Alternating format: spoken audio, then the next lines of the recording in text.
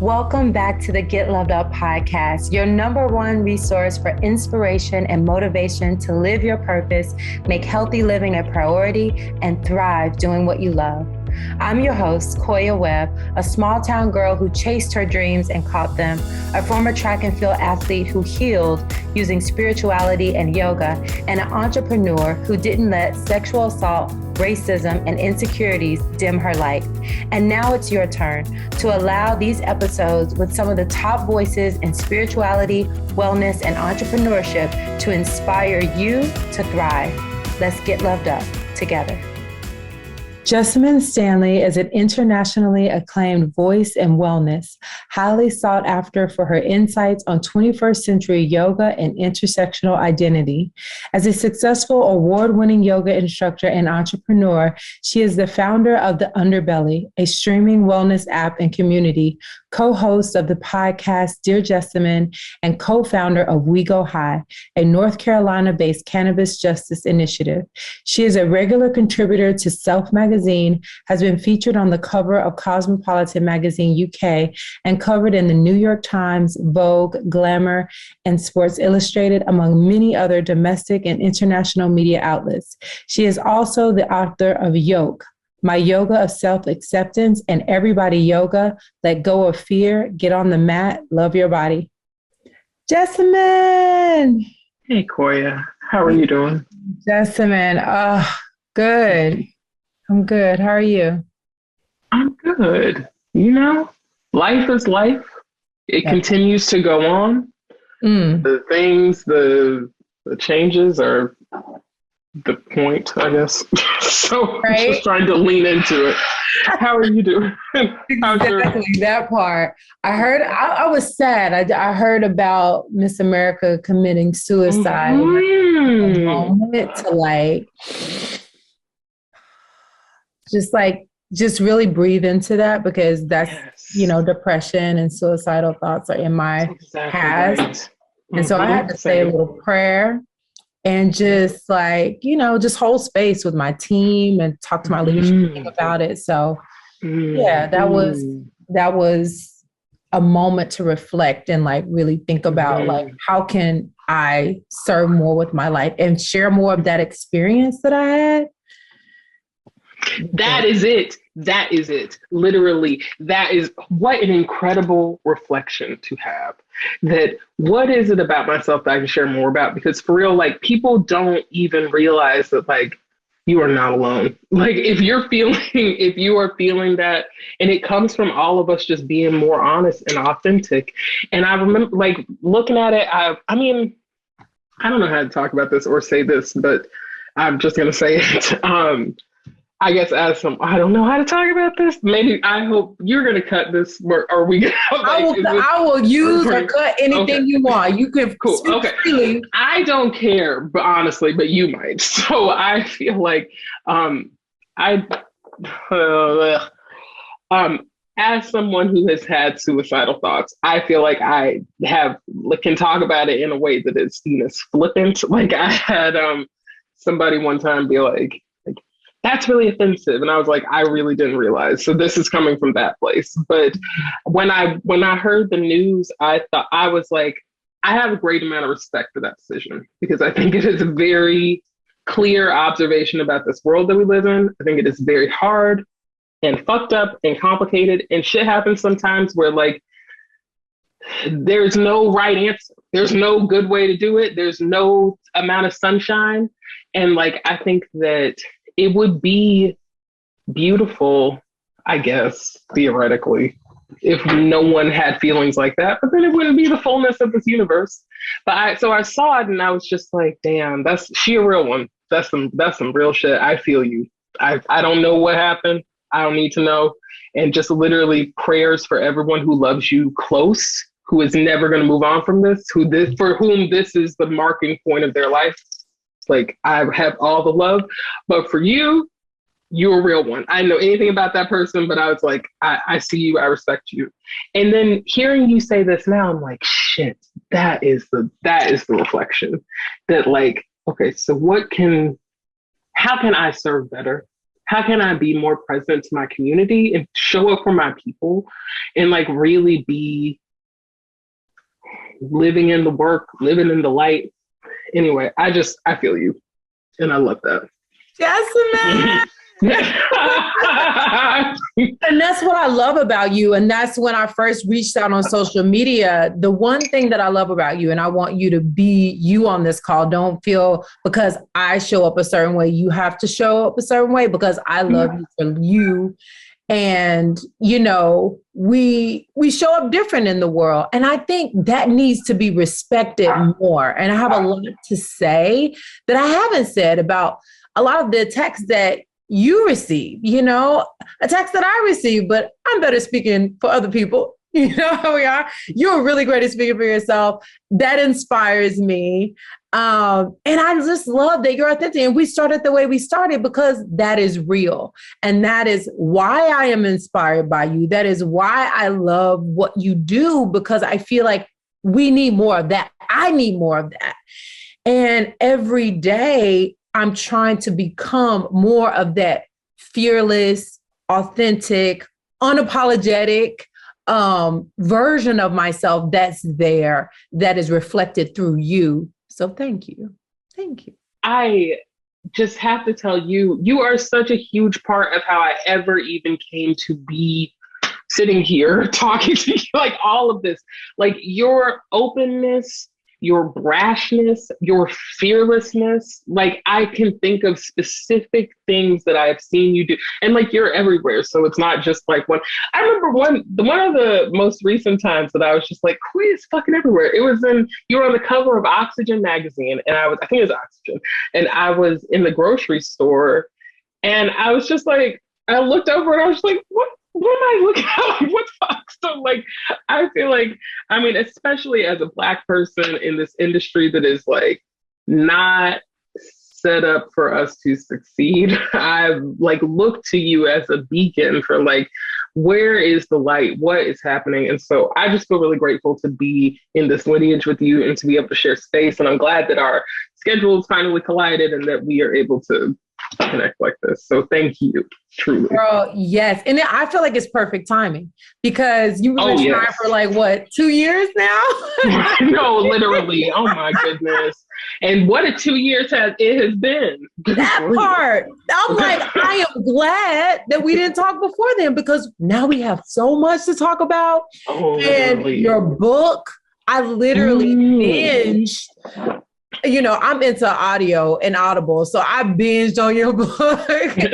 And I took so many notes, and it's like, Koya, you know, you're not going to get through all the notes on the conversation. I was like, but you better at least look at them, because there were so many points that you made that I really want to dive into, especially having a yoga school, especially with some topics that I talk about during my yoga school, but I honestly do not talk about publicly, that I really would like for us to dive into. Please. And I think number one is just your concept on what yoga is, which I fully align with and love. So can you share with people, like, being someone who is an advocate of not just the postures of yoga and the outward facing, but can you really just dive in deep on what yoga is to you? Totally. I mean, I feel like yoga is everything, honestly. I think that all things in this life are some version of ultimately what yoga is defined as, like joining together, union. And so I would go into more detail, but honestly, I don't quite remember all the Sanskrit breakdown, but that word yoga, it literally just means to bring together. It doesn't mean postures. It doesn't even mean breath work or meditation. And so in life, we're like always bringing things together, and we're specifically bringing things together that on the surface don't look like they go together. It's bringing together like the hardest things ultimately. And I defined yoga, my like what I call my ratchet American millennial translation of yoga is to yoke. So the book, my most recent book, Yoke, My Yoga of Self-Acceptance, which you can find anywhere that books are sold. Yoke is, and you can find the book on Audible, narrated by me. Yoke is about the parts, yoking together the parts of myself that on the surface in my life have not made sense. And so it's been about like trying to come to terms with the intersection of spirituality and commerce and capitalism, and like what it means to be making money off of a spiritual practice that is not about money. It's coming to terms with the role that I play in cultural appropriation and how that is such a huge part of the American yoga landscape. It's about coming to terms with my slut shaming myself and ignoring or avoiding, let's say, sexual trauma, history of sexual trauma. And all sorts of things like that. And that's what I think a yoga practice really is about. Like, you might come to a yoga practice because of postures. I certainly did. And I definitely still show up to my postural practice as a way of like being the physical representation of this very non-physical concept. But like every posture to me is just an avenue, a vehicle, a gateway to this deeper conversation inside myself. And I think that a lot of times, like, yoga does get really wrapped up in the postures, or we get really excited about them. But, you know, I think that I guess I'm kind of coming to a place too where I think postures are really great and are really an incredible way of understanding the practice, but you can practice yoga without ever stepping on a yoga mat, without ever practicing a traditional posture. Right. That absolutely. And I feel like, you know, with Ashtanga being where I got my 500 hour, we see it as, and I came to yoga because of healing. Like I had a stress fracture in my back from running track and field. And I'm like, ouch. They said, go try yoga.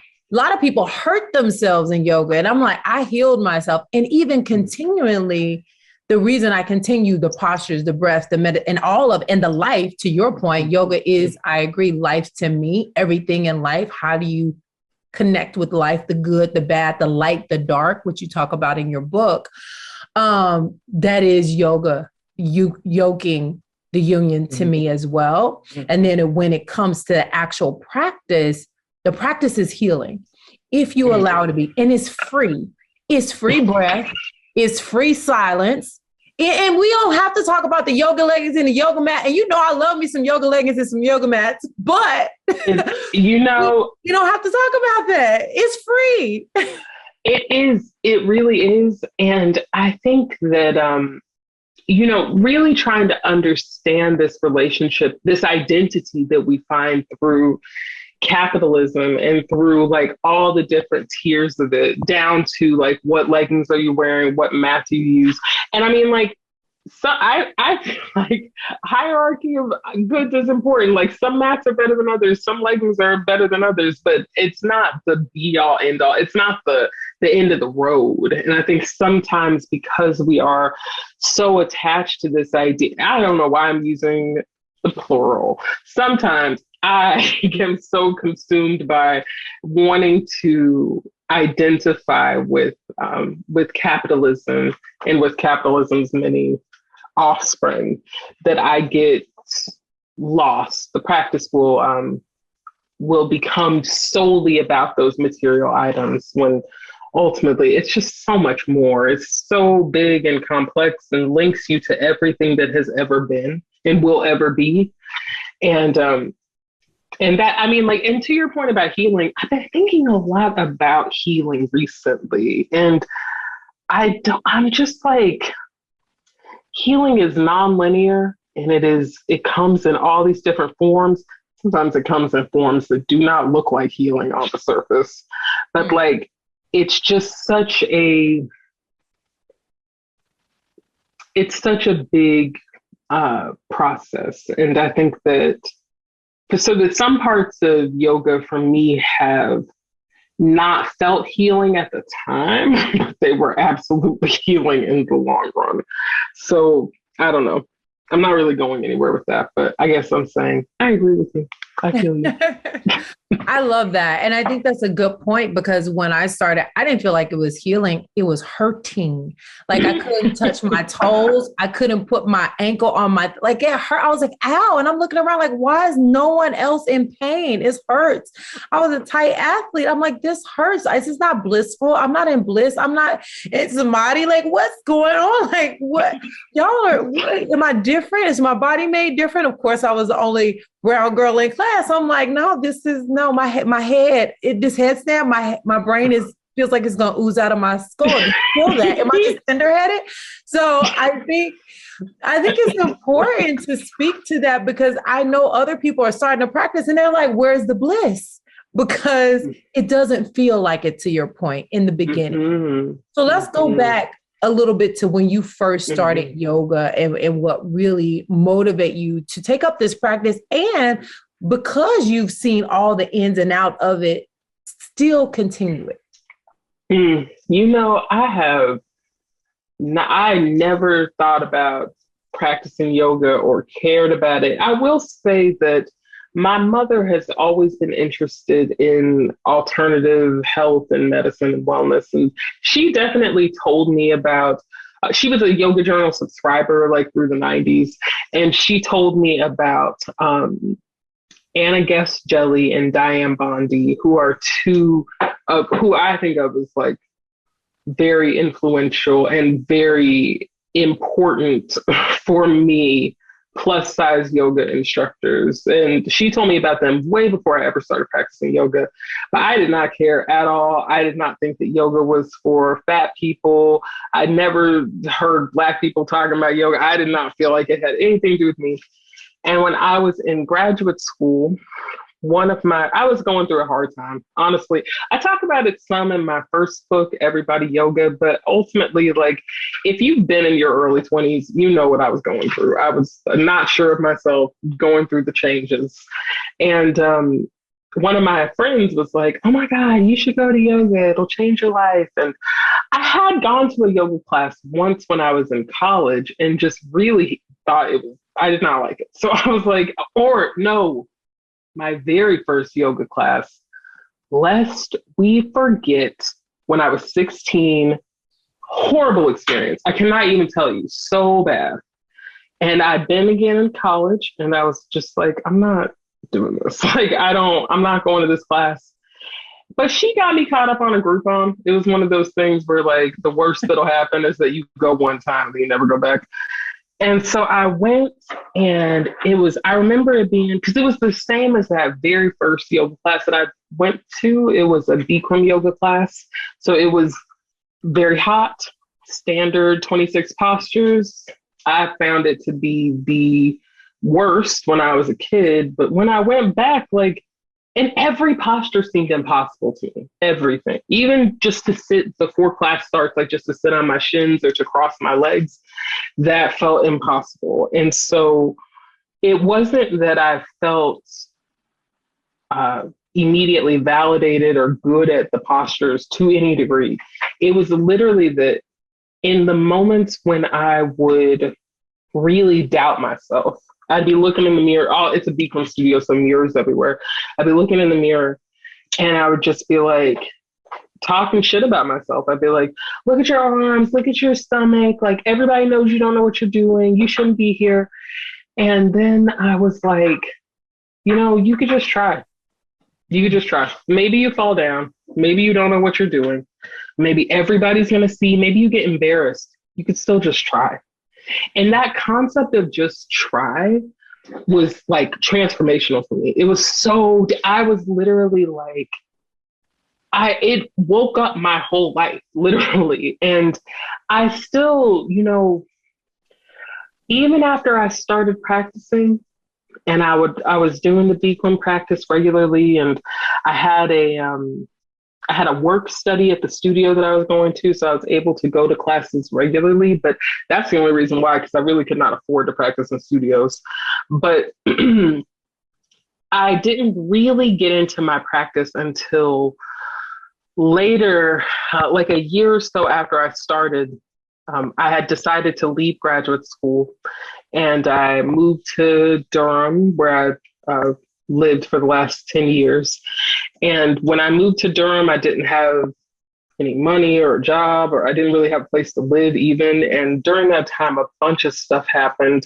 The thing that I always think of was that my aunt passed away really unexpectedly, which what's expected about death. But I was very distraught in the way that you are whenever things like that happen. And I found myself really spinning. And I was like, what was I doing before that was making me feel good? I had stopped practicing when I moved to Durham because I couldn't afford to practice in studios. But I was like, what was making me feel good before? Yoga? Okay, I'm just going to find a way to start doing this again. And I literally, like, I had my dad's old Pilates mat. I would like roll it out. I was living in a very tiny apartment with with one of my partners. And I would like just push all the furniture out of this one corner of the room, roll out this mat. And I didn't even have, like, I knew a few postures from the Bikram sequence that I felt comfortable practicing by myself, but I really didn't know that many postures. And I just thought of it as my medicine. It was just like, I'm just going to do these postures and then I'll feel it'll be okay. And that is how I still think of my practice to this day. It is my medicine. I practice what I need to do for like, and now I have a deeper understanding of breath work and meditation, and also have developed journaling practices and card reading practices. And so all of those things have become a part of my ritual work. But in the exact same way that I would just roll out my mat and just like make it work wherever I was, that is how I still show up to it. So that, yeah, like a lot has changed in my life. My practice has taken me to different places in a way that I could have never anticipated, frankly. But it's still the same medicine. I still need it for the same reasons. I love that. I love that. Yoga is the medicine. And I tell people I do meditation instead of medication because, yes. Speaking of, what we were talking about before, like mental health and having suicidal thoughts, I feel like yoga was my savior in that way. And I went to heal my back. I didn't know that I was going to get the mental benefits of like also healing my childhood and, trauma, family trauma and things like that. And I know you said in assault, that's a lot that we just harbor inside as women, that unless someone talks to us about it, it's still in there and we're getting triggered by things and we don't know. So I would love for you to talk about, through your trauma that you've been through, how you've seen yoga and also therapy. I think that's important to talk about as well, because I think we're both proponents of therapy, how that's helped you deal with some of that trauma. Lord, I'm so glad that you said therapy, because that is a very recent addition to my wellness practices. And it is, Lord, I cannot even say, there's what is happening to be here in January of 2022. That is because of therapy, truly. So yes, but also, I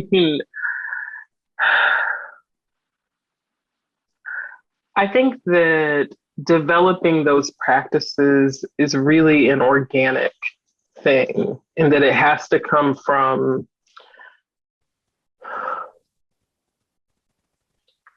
just like noticing what makes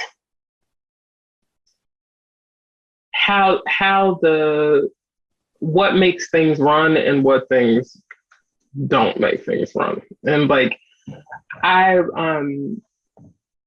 every practice that I've started doing has only come from recognizing that if I don't do it, what will happen? And they have allowed me to be more sensitive with myself and more compassionate with myself. And that allows for space to actually even sort of broach some of the things that have happened in my life that are not so great on the surface anyway. I talked some in Yoke about a couple of specific experiences that I had where I was sexually assaulted. And the thing about both of those, both the things that I talk about in Yoke is that I never talked about them before, in the process of writing the book was very therapeutic for me because it allowed me to actually engage with it in a more tactical way. And I think that part of what the practice really offers is a judgment-free zone. Mm-hmm. So there's no need for self-criticism. And because there's no need for self-criticism, there's no need for criticism of anyone else. So that I can look at the people who assaulted me and see them as human beings, see that they are just like me, that things happen to them that are a huge part of what happened between the two of us. And being able to bring it down to that person-to-person connection, and also without judging myself so harshly, that has been instrumental in just being able to, again, with I think healing is nonlinear, and I'm what are the parameters of healing? I feel like I merely brushed the surface of really getting into my experiences. But I think that being able to look at them head on, being able to gaze upon them without critique of myself and the other person feels really important to me, and feels like a gift that was offered that's been offered through these practices. And I do think that having someone to talk to, frankly, who is paid to do so, who is they are being compensated for their time, they know they are able to receive with compassion, and they can offer tools for moving forward. That practice of being able to communicate with a therapist has been instrumental. I was saying that I am a recent therapy convert, and in the scaling of my businesses and in being able to see myself as separate from the self that I share with the world, being able to see that all of the different sides of, or at least a few different sides of the diamond, see a few different pieces of the kaleidoscope, that has been really, really helpful for me. But it's all a journey, and it's a constantly changing landscape. So, ask me again tomorrow, I'll do something different. One thing that I love that you say about your experiences is the number one thing is acceptance, and I think that sometimes we try to go into denial, or like you said, judgment. Why did this happen to me? And I'm not going to pretend didn't happen, so I'm not going to tell anybody, which is what I did for many years. So can you talk a little bit about acceptance? Because not only for really tough and traumatic experience, but that's your thing about everything in life is an experience. Can you kind of expound on that a little bit more, your ideas of experiences and acceptance? Absolutely. I think that acceptance, I think has a very positive tone to it. Acceptance sounds yeah, and then I accepted it and everything was great. In my experience, acceptance is it's just looking at everything that's there. It's look at all of it. Don't ignore any single piece of it, even the tiniest bit, the bit of fluff, the grain of dust. Bear witness to that, and make your whole experience be bearing witness, not judging, not critiquing, not fixing, not trying to think of an answer, not sorting, no sorting, just big, very Marie Kondo. Like, it's actually literally that exact same concept of like, if you make a big mess, if you make a big pile of stuff, then you can get rid of everything because you actually looked at everything that was there. So in the vein of Marie Kondo, I feel like for me, acceptance is look at all of it, let it be there.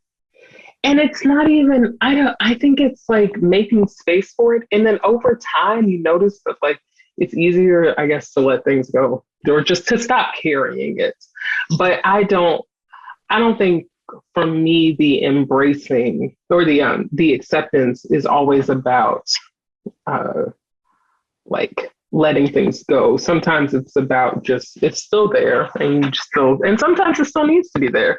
But I said embracing because this morning I was taking a class where the teacher, Jason Crandell, he said that that embracing is like the step beyond acceptance, because he said that acceptance is a little pejorative if you really think about it. And I had never thought about that before. I was like, embracing, because if you embrace, you're holding it close. Even the things that smell bad, like even the things that you don't care for, you hold them close. They are a part of who you are. Embrace it. And so that feels like I'm like mulling that over conceptually. So who knows? But acceptance, yes. Thank you. Yeah, when I was going through my healing, acknowledgement helped me a lot. Just acknowledging, okay, that happened. Because again, my thing was denial. So acknowledging it happened is like the first step for me. Acknowledging what's going on in the world, not spiritually bypassing. And like you said, healing is linear. So it's like, it's always happening. But the more that we can acknowledge and not like turn a blind eye to what is happening, even if we don't accept it, we don't have to like it. We don't have to embrace it. We just need to acknowledge like, this is happening. And actually, I don't like it. And I ain't going to embrace it. I'm going to let it go. That's exactly right. You know, and it's like, so much of this world is beautiful, like very, very beautiful. But beautiful things are also ugly at the same time. And if you don't accept the ugliness of it, you can't experience any of the beauty of it. And so I feel like it's a part of that is like, there's going to be parts of it that don't look good. It's not a good thing. It's not about being good. Not everything is about being good. Sometimes things are about being bad. And letting all of that be there means you can really smell the roses. You can really experience the fullness of this life because you're not just trying to make it one thing, or it's not monochromatic. Right. And that's what I love. You touch on that a lot in your book, the light, the dark, the rosy and the not so rosy. And like, it's all a part of it. And I think if we're not trying to eliminate the dark and eliminate the fear and but we're actually leaning into it, which is what you talk about we're yoking with it as part of the experience, then there's less resistance. Then we can talk ourselves off of feeling like we're less than when we have this really these terrible experiences, which is what I've had to do to talk myself out of those very dark, self-defeating times.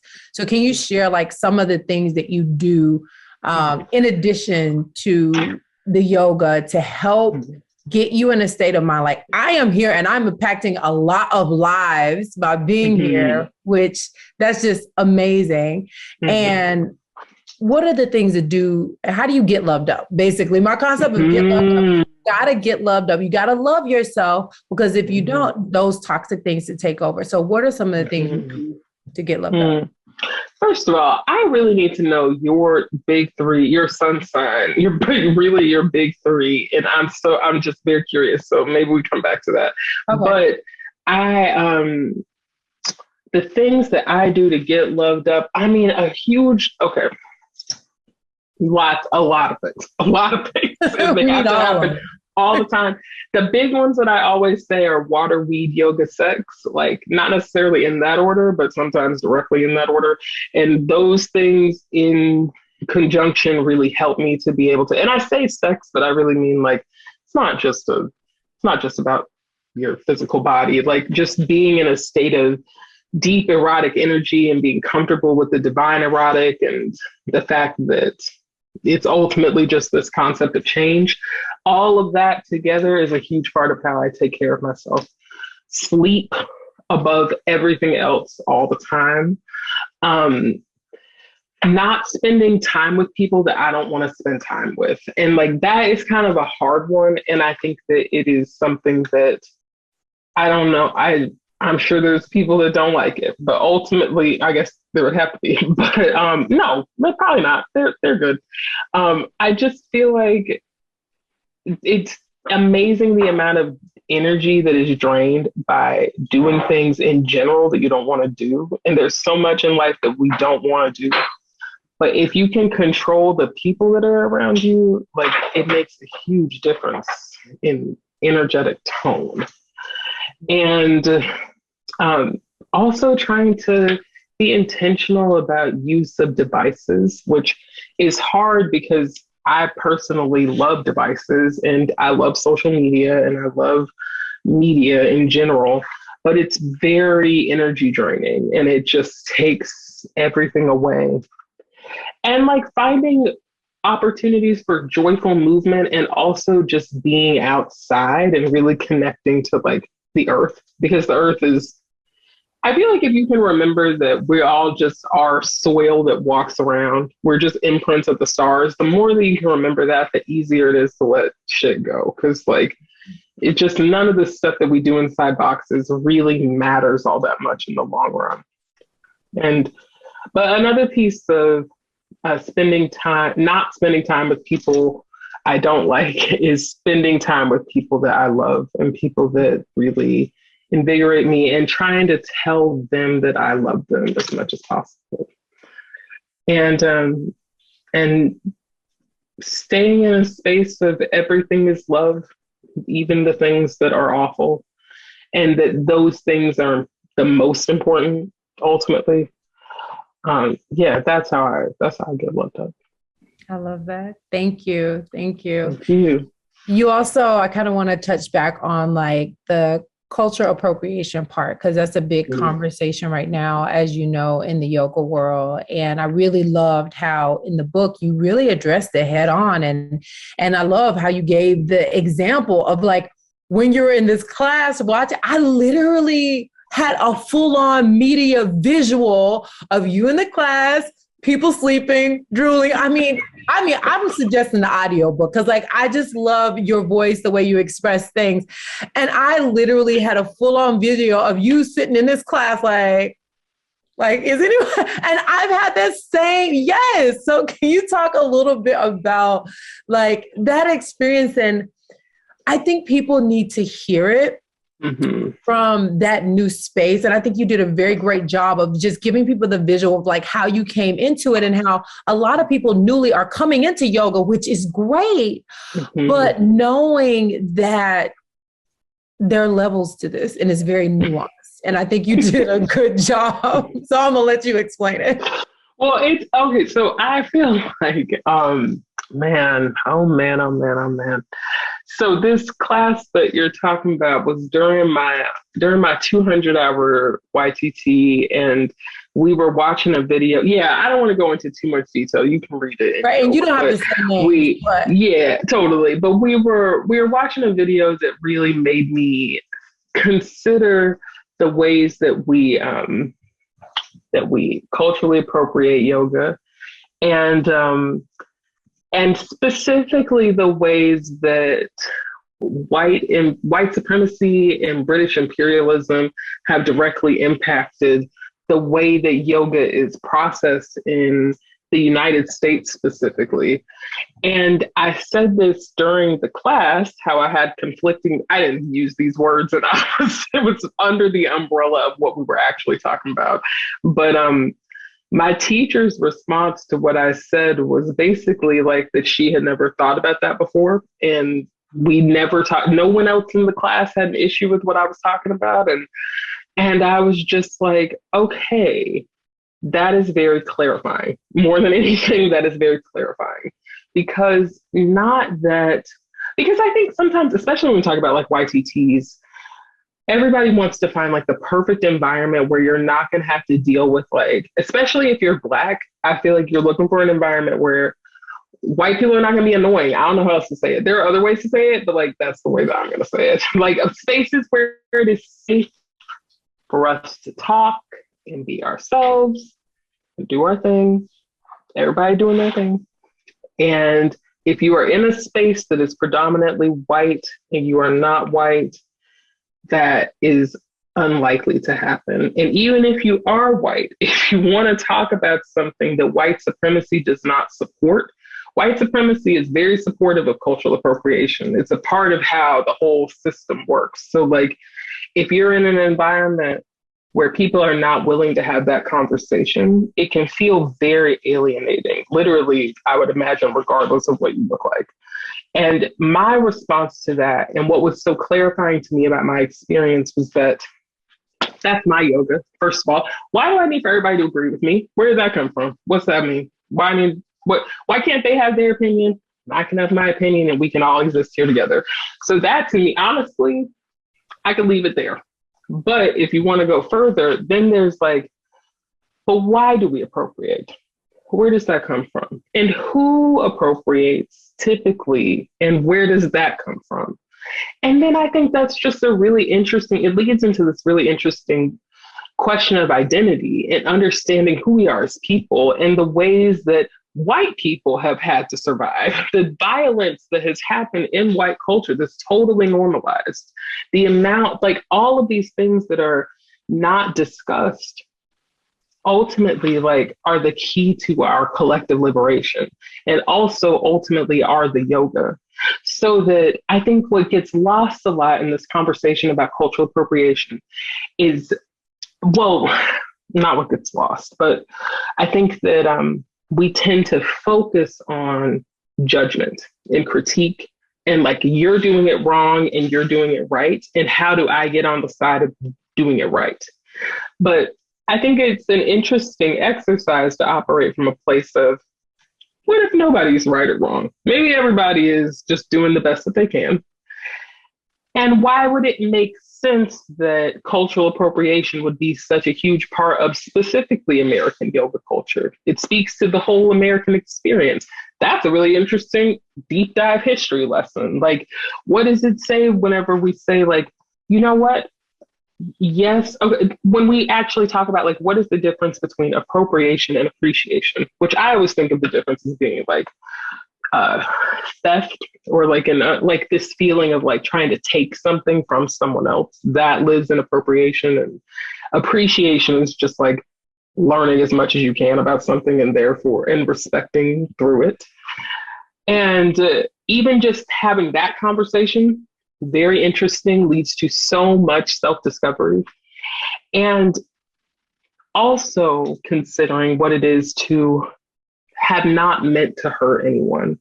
Like, a lot of people are afraid to talk about cultural appropriation because they're like, well, I didn't mean to hurt anyone. Like, I didn't mean to say or do something that could be offensive. And this I hear a lot with people who are very attached to using Sanskrit in their classes, or perhaps they spend a lot of time in South Asia learning about yoga and who want to carry that heritage forward. And they see it as a part of their identity as a practitioner, and how they show reverence for the practice is to be like authentically using these aspects of South Asian culture. But there is a difference between South Asian culture and the yoga of everybody's individual yoga, because ultimately yoga is just going to lead you back to the culture of yourself. It's not going to lead you to somebody else's culture.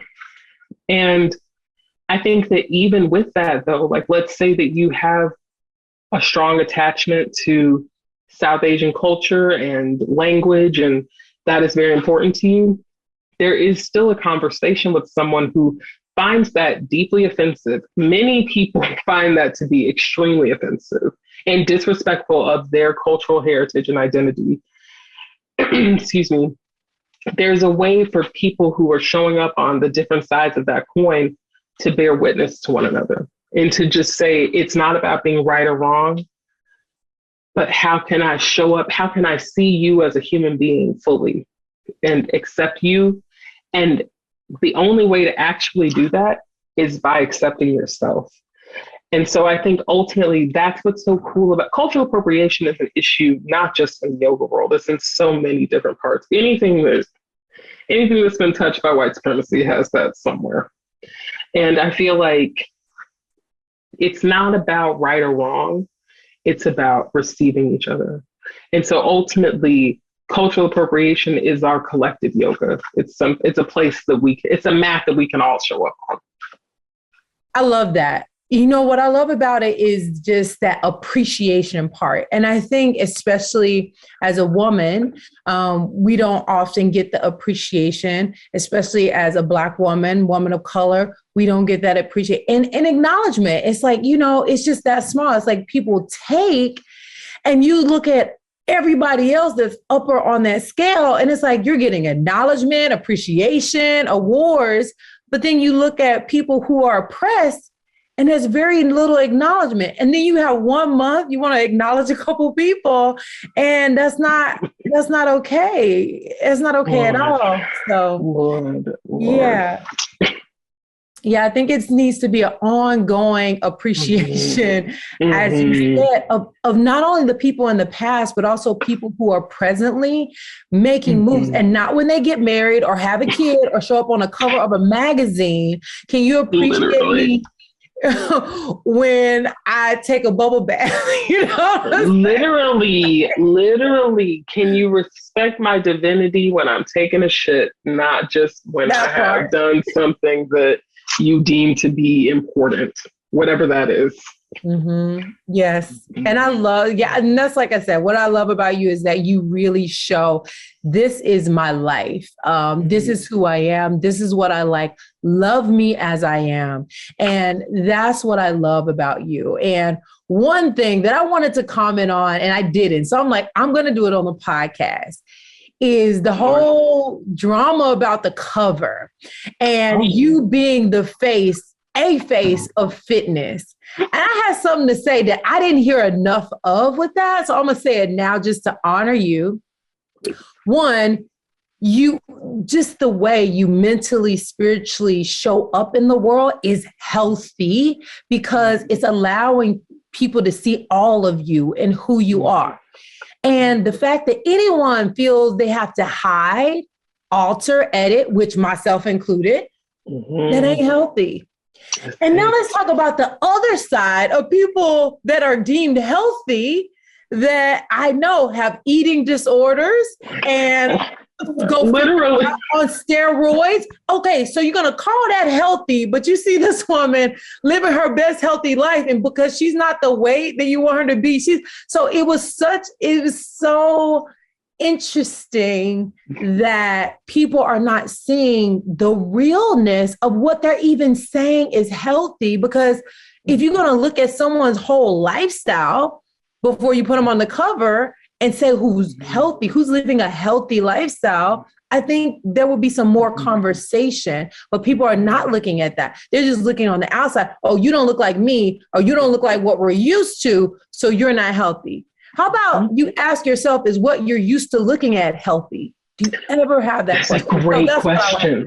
That's what I Thank you for saying it. Thank you for saying it. And I think that, you know, ultimately the definition of healthy has never involved the metaphysical body. It has always been about physicality and what you present to the world. And my main issue with that is not even like, I'm not going to argue with anybody about BMI or fat.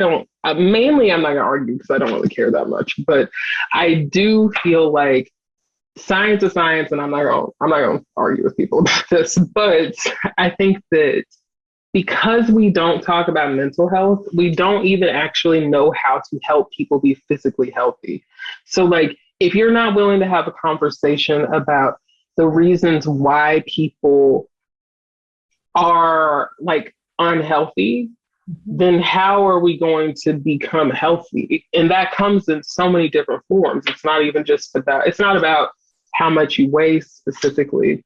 We all incur so much trauma that we don't acknowledge and that shows up in our lives in different ways. And because that's not attached to our overall health, it's just an incomplete picture with incomplete medical research. And so I hope that this expanded conversation about what it means to be healthy and what it means to be fit and well, that it actually does lead to us collectively being more well, but to us being healthier, because we have so much potential as a society. But as long as food deserts continue to exist, as long as there is economic inequity to the extent that there is in our world, then we're always going to have problems like this. And it's really a shame because we have so much potential as a species.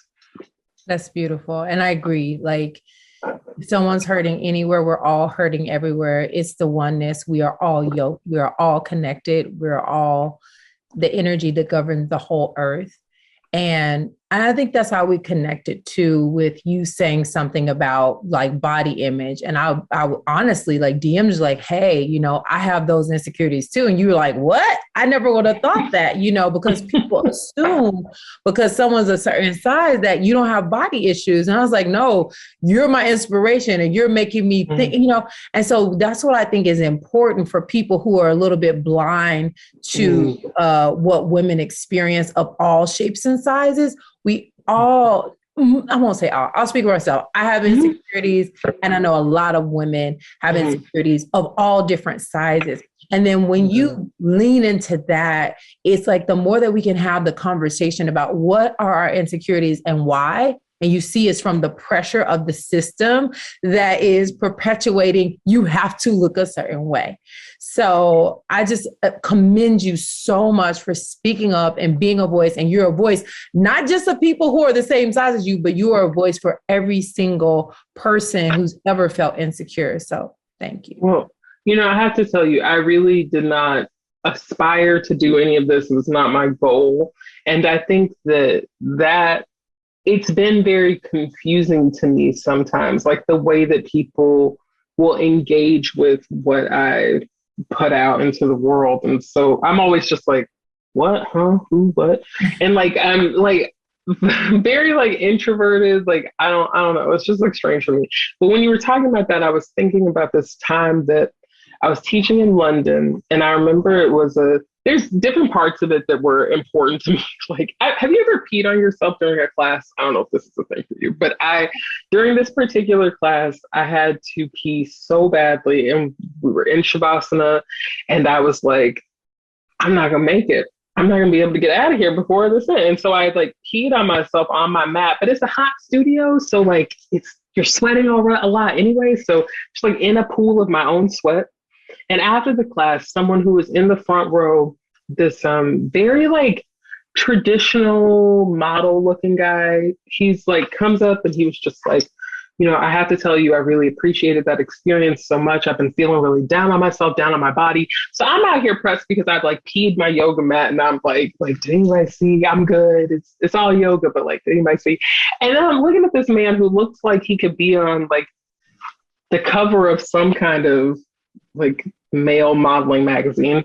And I was just like, you got body issues too? Like literally this man's out here like talking about, and I was just like, damn, it's really all of us. I have never met, to your point of like you know that it's you and that many women have this. I'm like, I never met anybody who does not have body issues. Like there's always something that is like not good enough or not right enough. And I know I wail on capitalism.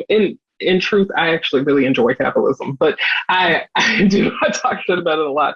And that is one of the vestiges of capitalism, I think, is that we are so focused on our flaws, because in order for capitalism to work at its peak, we all have to think there's something wrong with us, because otherwise you wouldn't buy anything. So like, I just think it's really interesting to see that all bear out in the long term, and the collective healing from it is really cool. Mm-hmm. Yeah. And, on the capitalism tip, I mean, it's just like, I remember watching Social Dilemma and being like, yeah, I'm part of the problem, and just feeling it on a deep level and being a bit sick in the inside, like, Literally. well, can I be a good part of the problem? Because I too love products. And I mean, from a little girl, Consumer Reports, what's the best of the best of the best of the best? That's just who I happen to be. And, I mean, but it's part of the problem. And so I feel you on that. And I feel like acknowledging that is so important, but also acknowledging where do we want to be part of the problem. I mean, the world, we have many problems and we're all a part of it. And again, it's about that acknowledging of it that is so important, and accepting that, okay, this is the problem. We are part of it. So how do we push it in the right direction? And I feel like you are pushing it in that direction. So I kind of want to talk a little bit about where you see community going. How can we start moving in that right direction towards our collective oneness in a way that we all can win?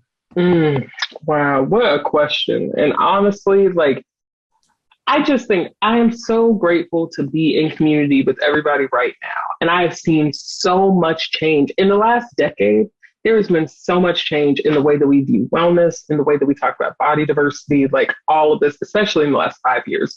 And I think that the pandemic has been a part of that, honestly. The pandemic has given everybody a couple fewer fucks to give, so that now from that place, we can all start to just be a little bit more authentic. That's really what I think is the most important thing overall, is for all of us to just keep it as real as possible with one another. Like, keep it real with ourselves on an individual level. And then from that place, just keep it real with everybody. And I think that from that place, it becomes easier to accept other people. And so I think that a huge part of us, like, making links and being in community with each other, is being as accepting as possible, and not just saying like, we're inclusive or we care about inclusivity or diversity really not even being in the picture. Let's just assume everything is diverse. There's all kinds of everything everywhere. But saying that, like, there are no borders, there's no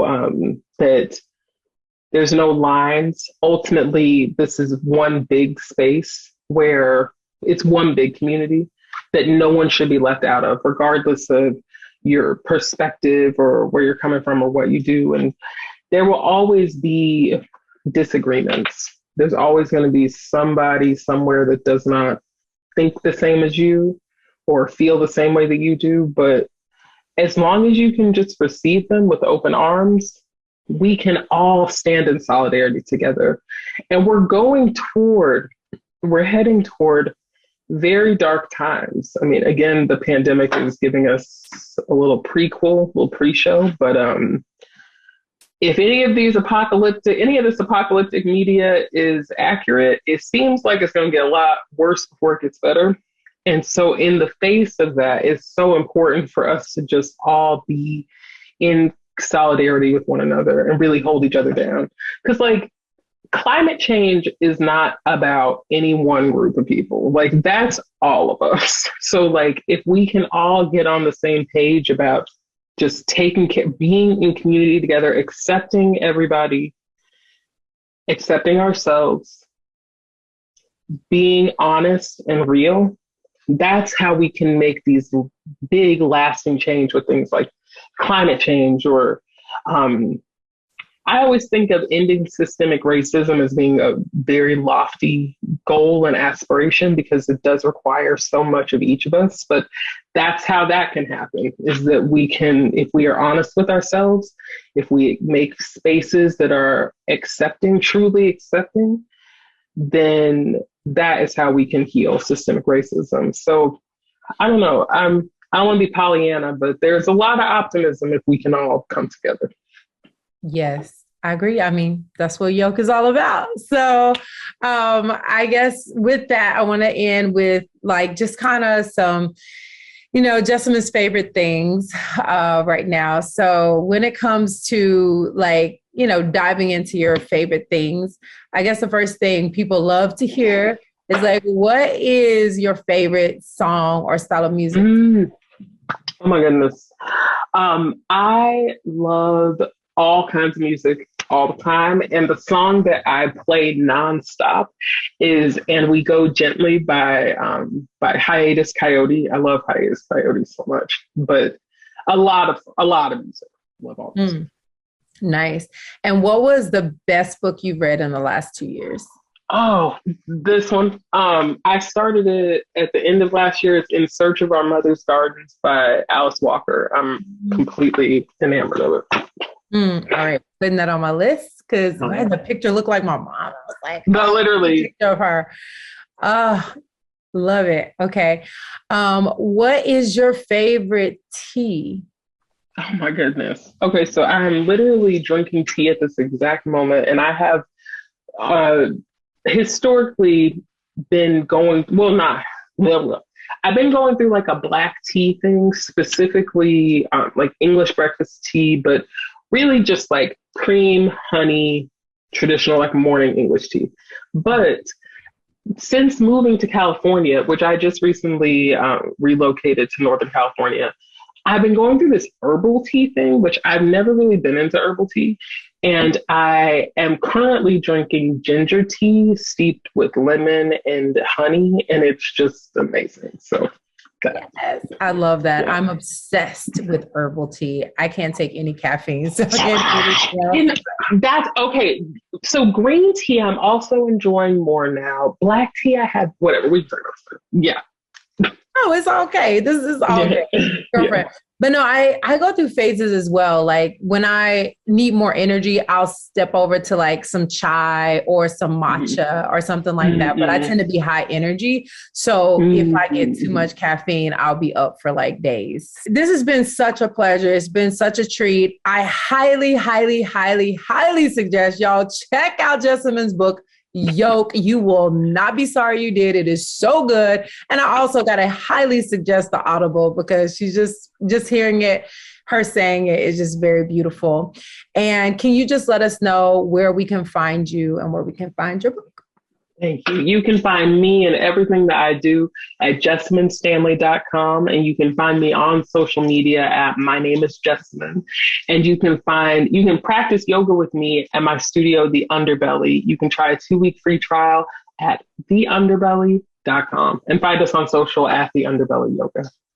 That's so awesome. And one last message you want to leave with the people who are listening to this podcast. You are necessary. Everything that you do in this life is important. All the parts, all the shit stains on your life are necessary. You are needed exactly as you are right now. Thank you for being you. Ashe, ashe, ashe. Thank you so much, Jessamyn. This was amazing to have you. Thank all of you who are listening. I love you. I appreciate you. I thank God for you. Thank you for tuning into this episode. If you have not already, leave a review. If you love this episode, let me and Jessamyn know on social. Tag us, screenshot, hit us up. Let us know your biggest takeaways. And until next time, love yourself, love others, and love the world. One day at a time, one breath at a time. Peace and love. I just want to take a moment to say thank you for being part of the Get Loved Up community. I like to share topics and people making a positive impact in the world, and your feedback means the world to me. If you haven't already left a review, please leave a 5-star review and let me know what you want to hear more of on the show. I'm here for you, and together we're making the world a better place, one day at a time, one show at a time. Thank you for listening.